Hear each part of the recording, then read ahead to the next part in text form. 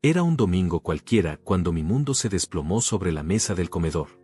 El sol de octubre entraba por las ventanas de mi propia casa, esa que construí ladrillo a ladrillo durante 30 años de trabajo honesto, mientras mi hijo César reía a carcajadas con su esposa Rosa y algunos amigos que habían venido al almuerzo dominical.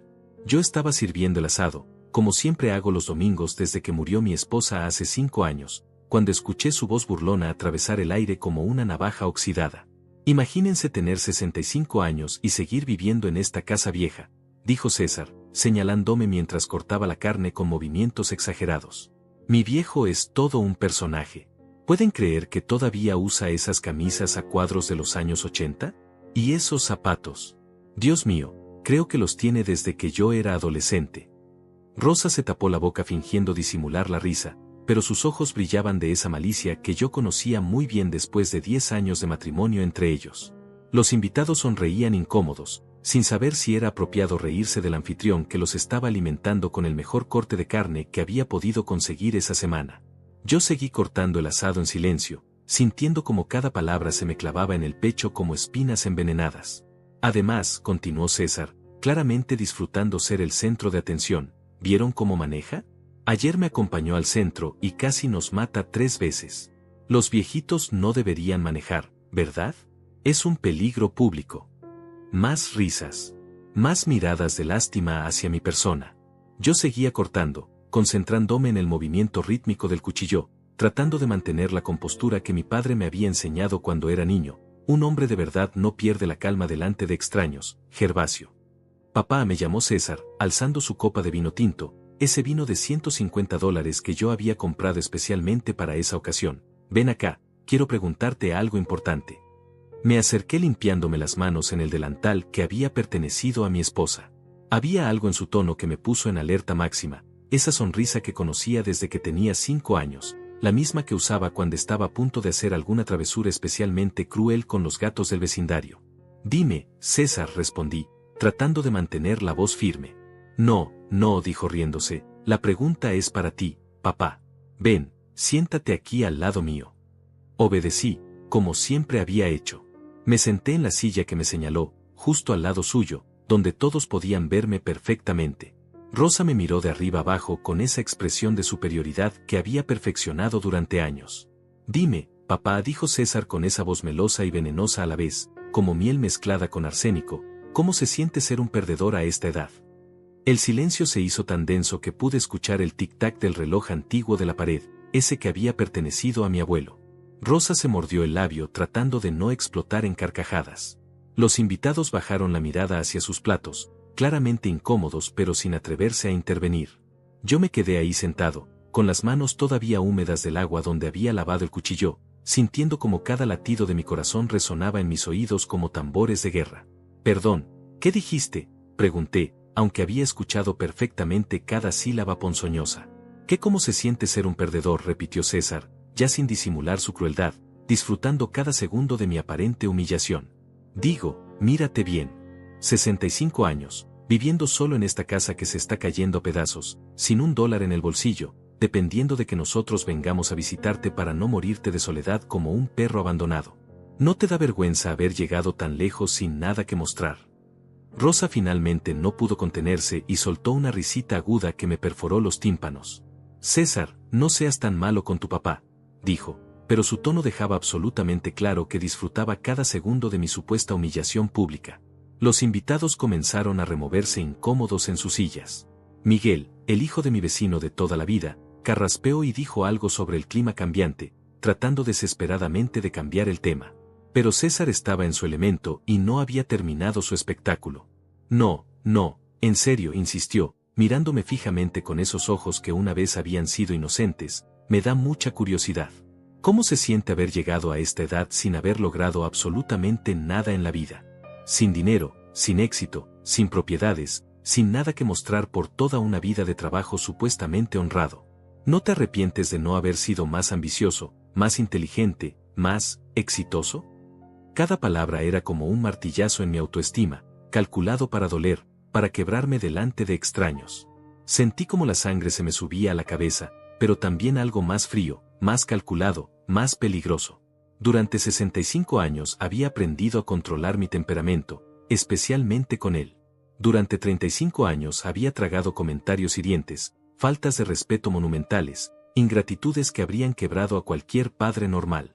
Pero esa pregunta, formulada delante de extraños, en mi propia casa, mientras comían mi comida y bebían mi vino caro, mientras se burlaban del hombre que había sacrificado todo por darles la vida que tenían, fue la gota que derramó el vaso que había estado llenándose durante décadas.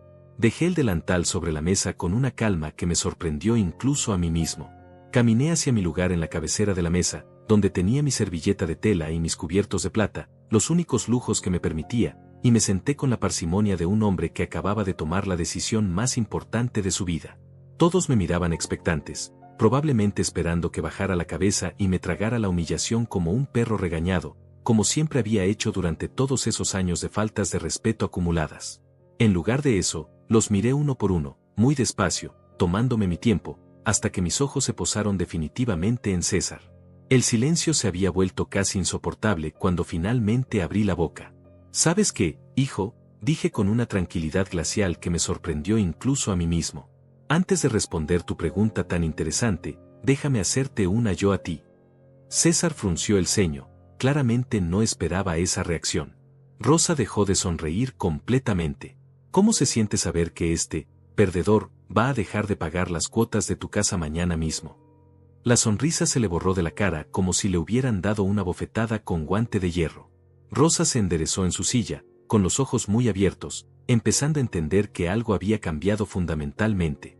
¿Cómo se siente?, continué, saboreando cada palabra como si fuera el mejor vino, saber que este perdedor va a cancelar el seguro de tu auto, la tarjeta de crédito que pago religiosamente todos los meses, y los $2,000 que deposito en tu cuenta cada 15 días desde hace 10 años.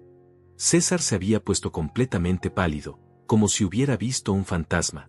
Por primera vez en años, mi hijo no tenía absolutamente nada que decir. Ah, y una cosa más, agregué, levantándome lentamente de la mesa mientras los invitados nos miraban boquiabiertos. Si realmente quieres saber cómo se siente ser un perdedor, pregúntaselo a tu esposa cuando tengan que mudarse de vuelta al apartamento de los padres de ella. Si alguna vez has sentido que tu propia familia te ha convertido en invisible, que aquellos por quienes diste todo te tratan como si fueras menos que nada, entonces entenderás por qué ese momento cambió absolutamente todo para siempre. Después de dejar a mi hijo con la boca abierta y a su esposa calculando mentalmente cuánto dinero acababan de perder, me retiré a mi habitación mientras los invitados se marchaban en silencio incómodo. Sentado en el borde de mi cama, mirando la fotografía de mi esposa Carmen que guardaba en la mesa de noche, no pude evitar recordar cómo había llegado hasta ese momento de quiebre total. Todo comenzó mucho antes de que César naciera, cuando yo tenía apenas 8 años y vivía con mi abuelo Braulio en esta misma casa. Mi padre había muerto en un accidente de trabajo y mi madre, incapaz de criarme sola, me dejó con el viejo. Braulio era un hombre de pocas palabras pero de principios férricos, un carpintero que había construido esta casa con sus propias manos durante los años 40. Gervasio, me decía mientras lijaba una tabla en su taller improvisado en el garaje, un hombre se mide por lo que da, no por lo que recibe. El dinero viene y va, pero el respeto que te ganas con tu trabajo honesto, eso nadie te lo puede quitar. Crecí viendo cómo mi abuelo se levantaba todos los días a las 5 de la mañana, preparaba su café negro sin azúcar, y se dirigía a trabajar en las casas del barrio. Nunca lo escuché quejarse, nunca lo vi faltar a su palabra, nunca presencié que tratara mal a nadie. Los domingos, después de misa, me enseñaba a usar las herramientas. Las manos son para crear, no para destruir, me explicaba mientras me mostraba cómo clavar un clavo sin doblar la cabeza. Y la lengua es para decir la verdad, aunque duela. Los hombres que mienten o que humillan a otros, esos no son hombres de verdad.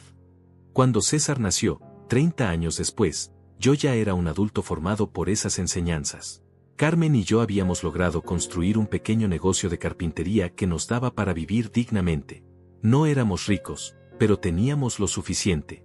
Sin embargo, cuando vi a mi hijo en mis brazos por primera vez, tomé una decisión que ahora entiendo fue mi primer gran error. Este niño va a tener todo lo que yo no tuve, le dije a Carmen mientras mecíamos la cuna que yo mismo había construido. Va a estudiar en las mejores escuelas, va a usar la mejor ropa, nunca le va a faltar nada. Carmen, que era una mujer sabia y prudente, me miró con preocupación. Gervasio, está bien querer darle una buena vida, pero también tiene que aprender el valor del esfuerzo. Mi padre siempre decía que los hijos que no aprenden a valorar lo que tienen, terminan despreciando a quienes se lo dan. Pero yo no escuché. Estaba tan obsesionado con compensar las carencias de mi infancia que no me di cuenta de que estaba creando un monstruo de ingratitud. Desde que César pudo caminar, tuvo todo antes de pedirlo. Los juguetes más caros, la ropa de marca, las vacaciones en hoteles 5 estrellas que yo pagaba trabajando doble turno. Cuando comenzó la escuela primaria, era el único niño que llegaba en taxi porque yo no quería que caminara como había hecho yo. Cuando cumplió 10 años, le regalé una bicicleta que costaba más de lo que mi abuelo ganaba en 3 meses. Cuando cumplió 15, ya tenía su propio teléfono celular, algo que en esa época era un lujo absoluto. Carmen intentaba poner límites. Gervasio, el niño necesita aprender que las cosas cuestan esfuerzo. No puede tener todo lo que quiere simplemente porque lo quiere. ¿Por qué no?, respondía yo, cegado por mi amor mal entendido. Trabajo para eso. Si no es para darle lo mejor a mi hijo, entonces ¿para qué sirve tanto esfuerzo? La diferencia entre César y yo se hizo evidente desde muy temprano. Mientras yo había aprendido a valorar cada centavo, cada herramienta, cada oportunidad de trabajo, él daba todo por sentado. Si se le rompía algo, sabía que yo le compraría uno nuevo. Si quería salir con amigos, sabía que yo le daría el dinero. Si tenía problemas en la escuela, sabía que yo encontraría la forma de solucionarlos. Recuerdo vívidamente el día que cumplió 16 años. Había ahorrado durante 2 años para comprarle un auto usado pero en excelente estado. Cuando lo vio estacionado frente a la casa con un gran moño rojo, su reacción no fue la que yo esperaba.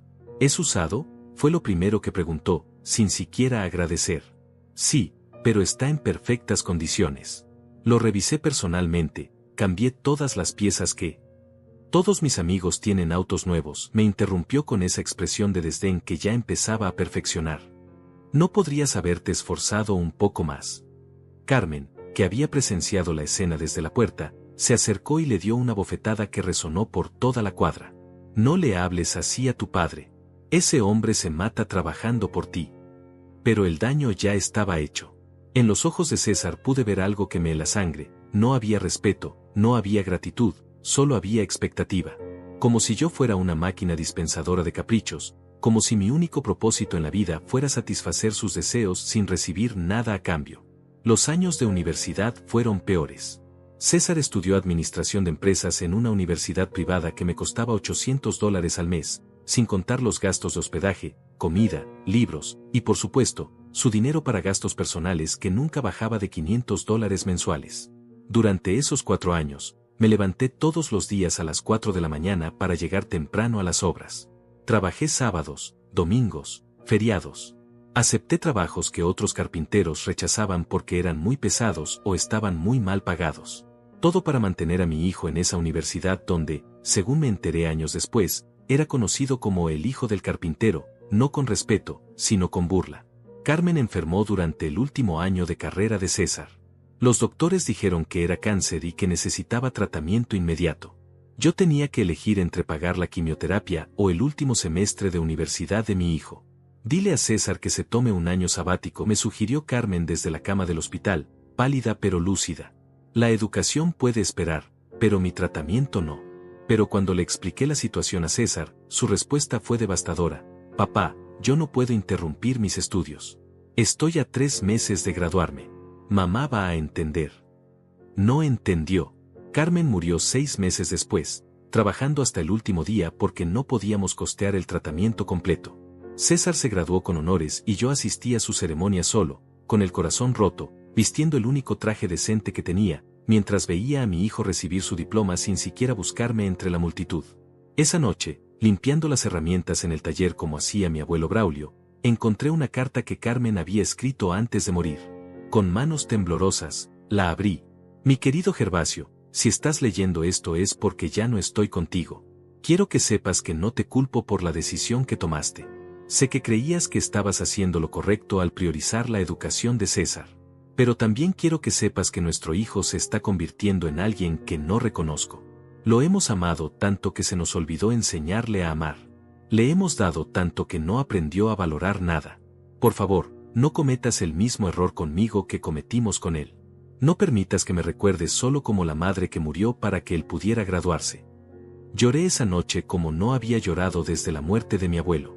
Pero en lugar de tomar esa carta como una advertencia, La interpreté como una confirmación de que tenía que seguir dándole todo a César, ahora en memoria de su madre. Cuando se casó con Rosa 3 años después, yo pagué la boda completa. Cuando quisieron luna de miel en Europa, yo financié el viaje. Cuando decidieron que necesitaban una casa más grande, yo hipotequé esta casa para darles el enganche. Cuando Rosa quedó embarazada y perdió el bebé, yo pagué todos los gastos médicos. Y durante todos esos años, las visitas se fueron espaciando, las llamadas telefónicas se fueron acortando, y el respeto se fue evaporando como agua en el desierto. César había aprendido que yo siempre estaría ahí para resolver sus problemas, pagar sus deudas, y aguantar sus desplantes. Se había acostumbrado tanto a mi generosidad que la veía como una obligación, no como un sacrificio. Ahora, sentado en mi habitación después de la humillación del almuerzo, entendí que mi abuelo Braulio tenía razón. El respeto no se compra con dinero, se gana con dignidad. Y yo había pasado 35 años comprando el amor de mi hijo en lugar de enseñarle a respetarme. Pero esa tarde, mirando la fotografía de Carmen y recordando las palabras sabias de mi abuelo, tomé la decisión más difícil de mi vida. Iba a recuperar mi dignidad, aunque eso significara perder a mi hijo para siempre. Los días siguientes al almuerzo fueron como vivir en una tormenta silenciosa. César no me llamó, no vino a visitarme, no respondió ninguno de mis mensajes. Era como si hubiera decidido que mi amenaza había sido solo el berrinche de un viejo amargado que se arrepentiría en unos días y volvería a abrir la billetera como siempre había hecho. Pero yo había tomado una decisión, y por primera vez en décadas, no iba a echarme para atrás. El martes por la mañana, llamé al banco donde tenía configuradas todas las transferencias automáticas hacia la cuenta de César. La empleada, una mujer joven llamada Camila que me conocía desde hace años, parecía confundida. ¿Está seguro, señor Castaño? Estas transferencias llevan activas más de 10 años. ¿Quiere cancelarlas todas? Todas, confirmé, sintiendo un nudo en el estómago pero manteniéndome firme. Los $2,000 quincenales, el pago del seguro del auto, la tarjeta de crédito, todo. ¿Y el pago de la hipoteca de la casa en Riverside? Esos son $1,800 mensuales. Respiré profundo. Esa casa era donde vivía César con Rosa, la que habían escogido porque necesitaban algo más acorde a su estatus social. Yo había puesto mi propia casa como garantía para conseguir el préstamo. También, dije finalmente. Camila hizo una pausa. Señor Castaño, si me permite preguntarle, ¿todo está bien en casa? Era una pregunta inocente, pero me dolió más de lo que esperaba. Todo está como debe estar, Camila. Es hora de que mi hijo aprenda a valerse por sí mismo. Esa misma tarde, mientras reparaba una mesa en mi taller para mantener las manos ocupadas, escuché el familiar sonido del auto de César entrando a la cochera. Pero había algo diferente en la forma en que frenó, más brusco, más agresivo. Las puertas se cerraron con más fuerza de la necesaria. César entró a la casa sin tocar, como siempre hacía, pero esta vez Rosa venía con él. Sus caras no mostraban la típica condescendencia de siempre, había algo más peligroso ahí, desesperación apenas disimulada. Papá, dijo César, tratando de sonar casual, tenemos que hablar. Dejé las herramientas y me limpié las manos en el delantal. Te escucho. Mira, comenzó, intercambiando una mirada rápida con Rosa, no sé qué mosca te picó el domingo, pero ya está bueno de jueguitos. Acabamos de recibir una llamada del banco diciendo que cancelaste los pagos. Así es. Rosa se adelantó, con esa sonrisa falsa que usaba cuando quería algo. Gervasio, sabemos que estás molesto por lo que pasó en el almuerzo. César se excedió un poco, ¿verdad, amor?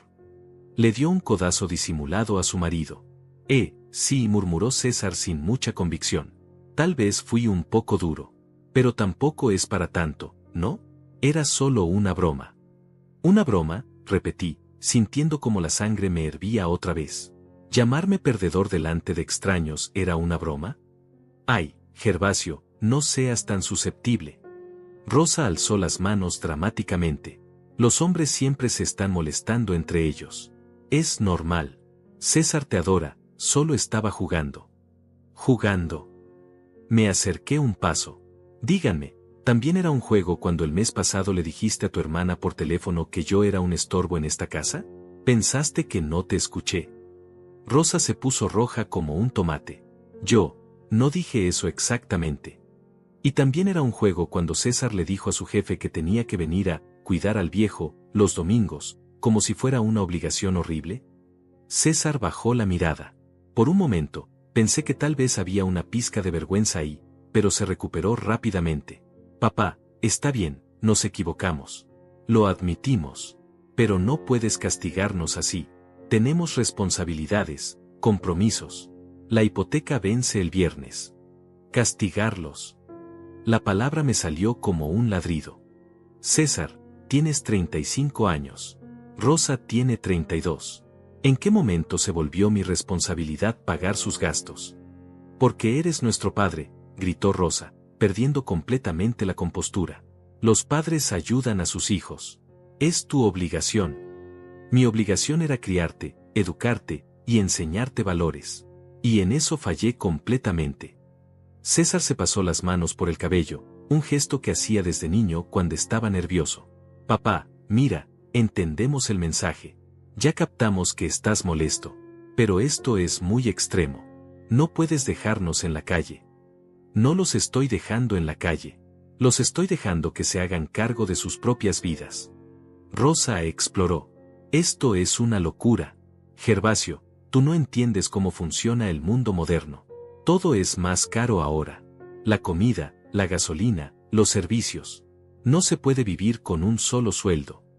Yo viví con un solo sueldo durante 30 años mientras los mantuve a ustedes dos. Pero eso era antes, insistió ella. Ahora es diferente. Además, nosotros tenemos un estilo de vida. No podemos vivir ¿cómo qué? Como pobres, terminó, y en esas dos palabras estaba todo el desprecio que sentía hacia mí. César, dándose cuenta de que Rosa estaba empeorando las cosas, trató de tomar control de la situación. Papá, seamos realistas. Tú vives solo en esta casa enorme. No necesitas tanto espacio. Podrías vender, mudarte a un apartamento más pequeño, y con ese dinero. ¿Con ese dinero qué? ¿Seguir financiando su vida de lujos? No son lujos, gritó Rosa. Es una vida normal. Todo el mundo tiene casa propia, auto del año, vacaciones. Todo el mundo que puede pagárselo. Pero tú puedes pagárnoslo. Esta casa vale como $300,000. Podrías vender y darnos una parte para que compremos algo más pequeño. Ahí estaba. La verdad desnuda. No querían mi apoyo temporal mientras se estabilizaban. Querían mi patrimonio. Querían que vendiera la casa que mi abuelo había construido, donde había crecido, donde había vivido con Carmen, donde guardaba todos mis recuerdos, para financiar su comodidad permanente. Esta casa no está en venta, dije con una firmeza que me sorprendió. Pero es solo una casa. Rosa estaba al borde de la histeria. Nosotros somos tu familia. Los hijos son más importantes que las cosas. Los hijos que respetan a sus padres, sí. Los hijos que tratan a sus padres como cajeros automáticos, no. César se acercó y puso una mano en mi hombro, usando esa voz melosa que empleaba cuando quería manipularme. Papá, ¿qué quieres que hagamos? ¿Qué tenemos que decir para que todo vuelva a la normalidad? Esa pregunta me rompió el corazón porque confirmaba lo que ya sabía, no entendía nada. No se trataba de palabras mágicas o disculpas de compromiso. Se trataba de una transformación fundamental que ellos ni siquiera podían concebir. Quiero que se vayan de mi casa, dije con calma. Quiero que busquen trabajo si no lo tienen, o que trabajen más horas si ya lo tienen. Quiero que aprendan a pagar sus propias cuentas, a resolver sus propios problemas, a ser adultos independientes. Eso va a tomar tiempo, protestó César. No podemos hacerlo de la noche a la mañana. Han tenido 10 años para hacerlo. Rosa comenzó a llorar, pero eran lágrimas de rabia, no de tristeza. Esto no se va a quedar así. Hablaremos con un abogado. Esta casa tiene que ser tanto de César como tuya. Él es tu único hijo. Esta casa es mía. El título de propiedad está a mi nombre. Pueden hablar con todos los abogados que quieran. Pero nosotros hemos vivido aquí. Hemos contribuido. ¿Contribuido con qué? ¿Con insultos? ¿Con humillaciones? ¿Con tratarme como un sirviente en mi propia casa? César y Rosa se miraron, y en esa mirada vi algo que me heló la sangre. Estaban calculando. No estaban procesando mis palabras con dolor o arrepentimiento. Estaban evaluando opciones, buscando ángulos, planificando su siguiente movimiento. Está bien, dijo César finalmente, con una voz fría que no le había escuchado nunca. Si eso es lo que quieres, papá. Pero no vengas llorando después cuando estés solo y enfermo, sin nadie que se preocupe por ti. Salieron de mi casa esa tarde como dos extraños que acababan de perder una negociación importante. Y yo me quedé ahí, en el silencio de mi hogar, entendiendo que la guerra apenas había comenzado. Las siguientes 2 semanas fueron las más extrañas de mi vida. Por primera vez en décadas, mi teléfono no sonaba con llamadas de César pidiendo dinero para emergencias repentinas.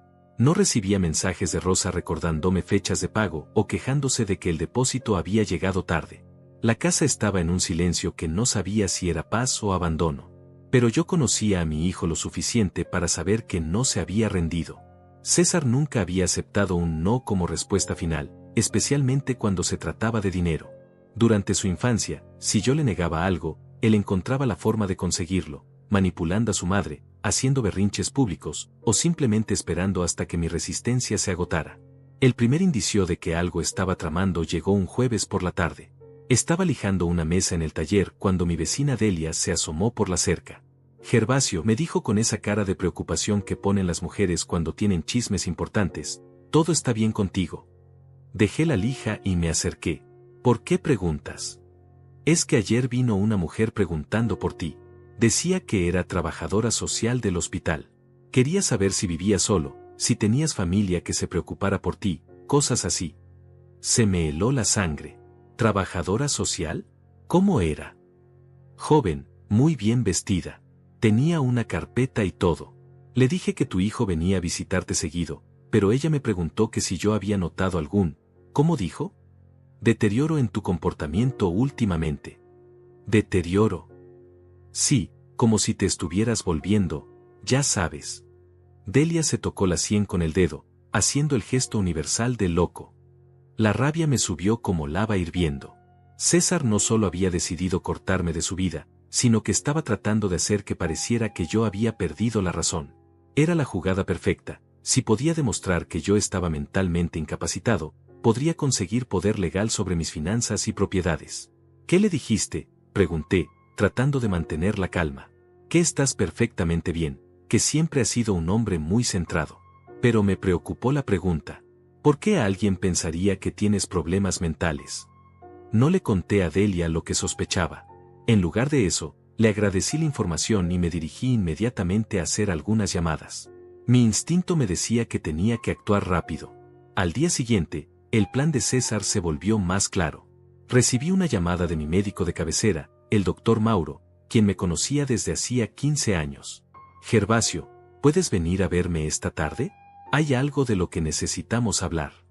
¿Pasó algo con mis últimos análisis? No, no es eso.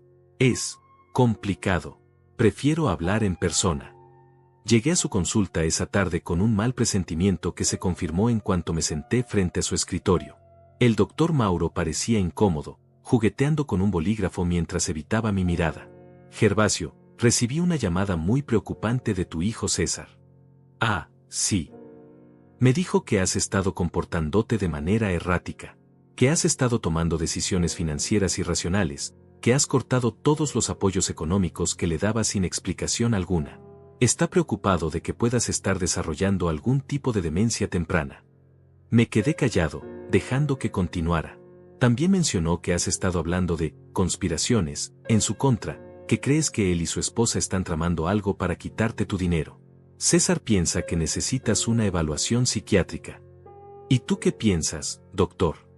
Mauro finalmente me miró a los ojos. Honestamente, Gervasio, te veo exactamente igual que siempre. Lúcido, coherente, tal vez un poco más decidido de lo usual, pero definitivamente no demente. Sin embargo, si tu hijo está considerando pedirle a un juez que declare tu incapacidad mental, puede hacer eso. Si presenta suficientes evidencias de comportamiento irracional, sí, especialmente si puede conseguir que otros familiares o vecinos testifiquen que has cambiado. El sistema está diseñado para proteger a los adultos mayores de sus propias decisiones destructivas. Salí de esa consulta con la claridad terrible de entender que César no solo quería mi dinero, quería destruir mi autonomía completamente. Si lograba que me declararan mentalmente incapaz, él tendría control total sobre mi vida, mis finanzas, mis decisiones.